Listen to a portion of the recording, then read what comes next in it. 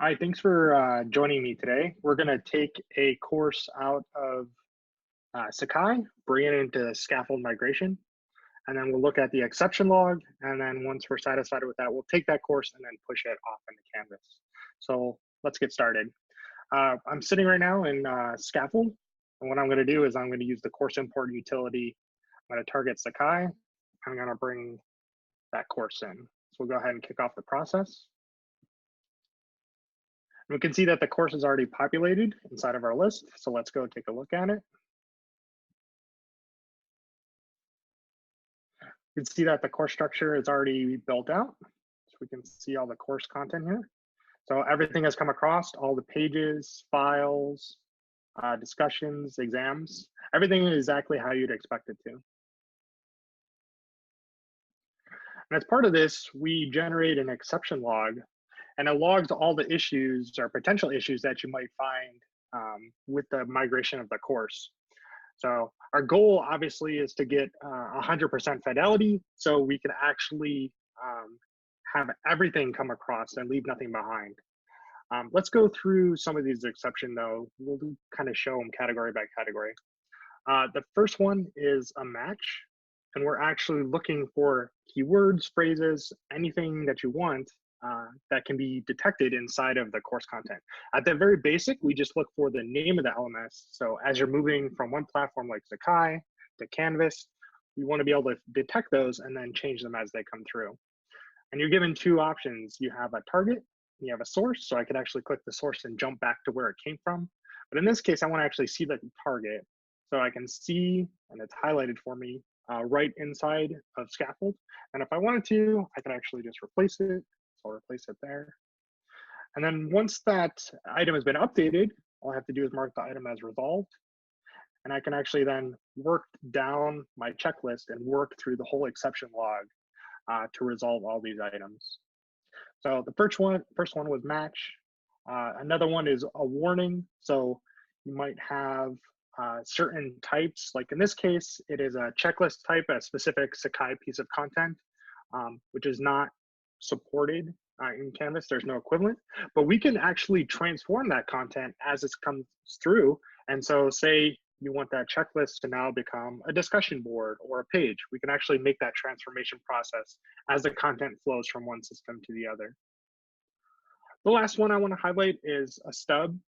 And this is what we refer to as our stubbing process of any content, so like an embedded LTI link that needs to be wired up inside of the course itself, inside of that new LMS of where you're going to. Instead of like a lot of utilities like Common Cartridge that just completely delete content that they don't understand, we mark it, log it, give you yet again the source of it. And then as part of the module items list, we leave that placeholder in place.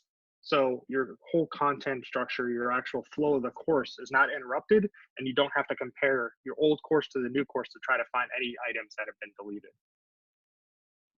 Is there any questions so far about the exception log process?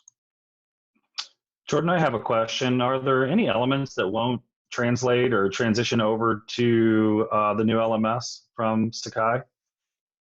No, and that's like I mentioned, we're looking for 100% fidelity to move almost entirely everything across.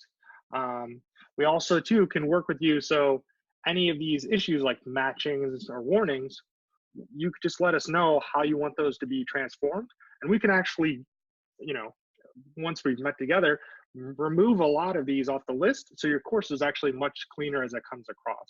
A lot of these are just come down to minor nuances, and then we just need to understand those and program them in, and then they'll be taken care of, and they won't even appear on the exception log as the course is being migrated.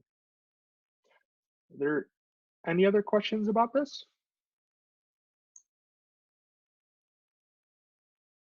All right, perfect.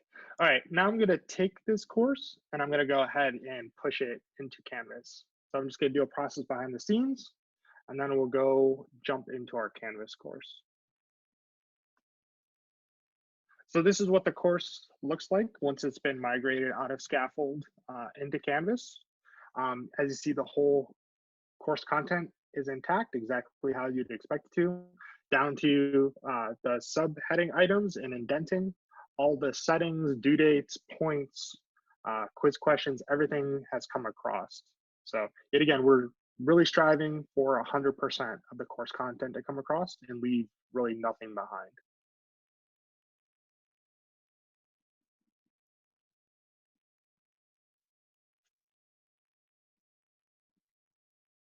Even when we do quizzes, you don't need to use other tools that have traditionally been used as part of the migration process to try to migrate that extra step, like using a tool like Respondus.